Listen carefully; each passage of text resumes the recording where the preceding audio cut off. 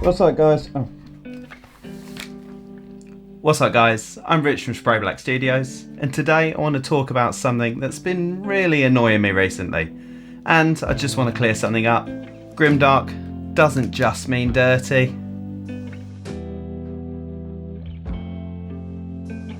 Now, it's pretty well known that if you're wanting constructive criticism on something you've painted, then social media isn't exactly the place to go.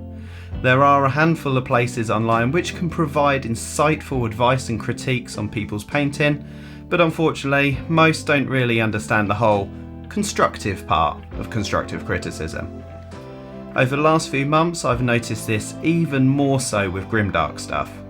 Outside of the Grimdark dedicated spaces, such as my own Discord server, link down below, or the Grimdark community Facebook group, the style tends to bring a lot of the same sorts of comments.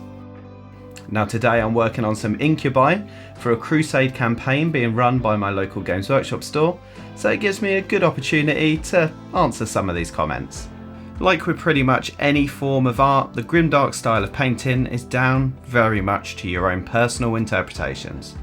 There are no hard and fast rules of what it must feature, but generally the aim of the style is to try to encapsulate the atmosphere and the environment that your miniatures are in. This painting style has its origins in Warhammer 40,000, and its name even refers to the tagline from an old Warhammer 40,000 rulebook. In the grim darkness of the far future, there is only war. But as a style, it can be quite easily adapted for use in all manner of different settings, and to be honest, it works just as well for fantasy style miniatures as it does for futuristic ones. I will use Warhammer 40,000 as our example though, as I know that that's what most of you guys are here for. Games Workshop loves to push the noble Ultramarines,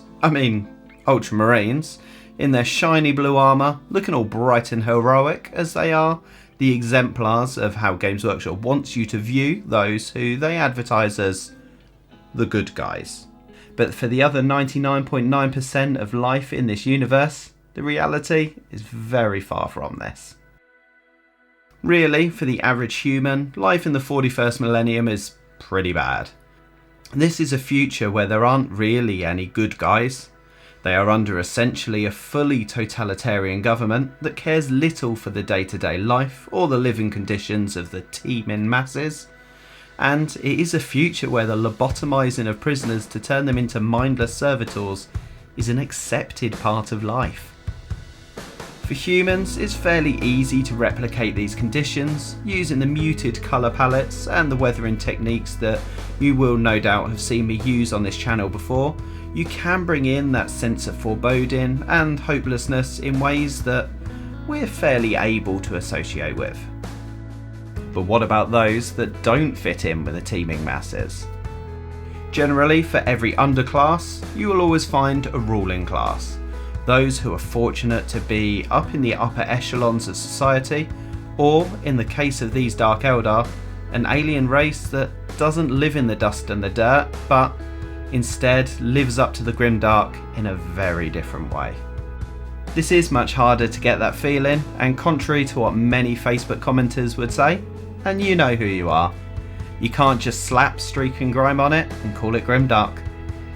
The Drukhari, or Dark Eldar if you're an older gamer like myself, are a brutal and sadistic race that have essentially fallen straight out of an 80s sci-fi horror film, and this is where I draw my inspiration.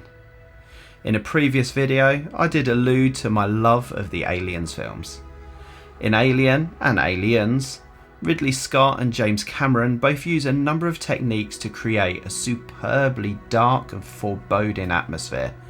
They certainly didn't just cover everything in dirt.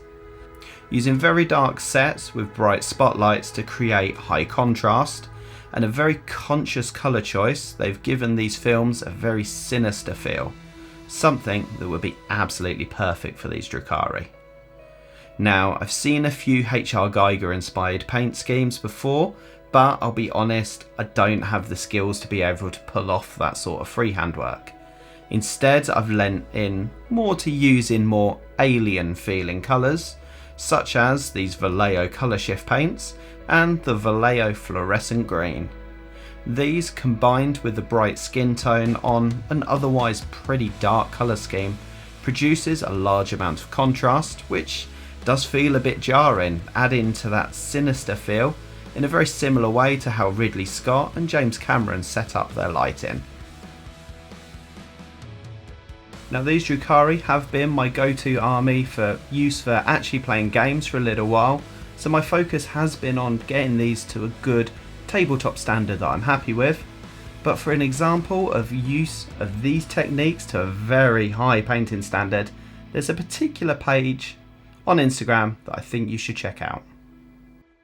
Eric Munshaw, who runs the Flunkatron Instagram page, is quite possibly my favourite painter at the moment. His work takes this idea and absolutely smashes it out of the park. Eric is an absolute master at using colour and lighting to give his miniatures a truly dark and sinister feel. He doesn't rely on products like the streaking grime or oil washes to produce this effect.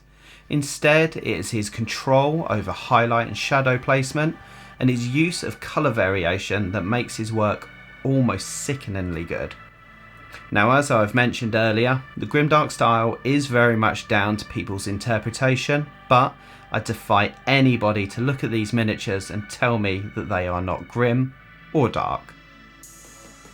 Whilst I do love to try and bring that bit of realism into my painting, and I do love my enamel washes and oils, not everything in the Warhammer 40,000 universe needs to be coated in dirt to really fit into that setting, and I think that Eric's work really exemplifies this. I will be providing a link to his Instagram in the description below if you want to go and check out some truly epic work. As for my own work, whilst it is far from the level of Eric's, I find that using some similar techniques, I'm able to get a nice and dark, sinister feeling paint job, which I believe is very unfitting with a Drukhari narrative. I'd love to hear what you guys think about painting in this style. In your opinion, does a paint job need that element of dirt and weathering to really fit in with a grimdark aesthetic? Or can you achieve that atmosphere, achieve that feeling, using more traditional methods? Feel free to drop your thoughts down in the comments box down below, or alternatively, come join my Discord server where we will be discussing this very subject. As always, I will provide a link to the Discord server in the description below, so please come on over and say hi. If you want to support the channel in any way, then please hit that subscribe button if you haven't already, and feel free to share this video or any of my other videos to any friends that you think may get some value out of them. I have a number of tutorials on this channel, mostly based around the Grimdark style, but many touching on other methods which are just as pertinent in other painting styles. Well, thanks for watching this video and listening to me have a little bit of a constructive rant over a subject that's actually frustrated me quite a lot recently. If you want to check out my other work, then please go and have a look at my Instagram page, again, link down below, and please go and check out Eric's page, Flunkatron, on Instagram, again, link down below. His work is truly epic and definitely deserves a lot more attention than he gets. And remember guys, no matter what style you're painting in, if all else fails, spray it black and start again.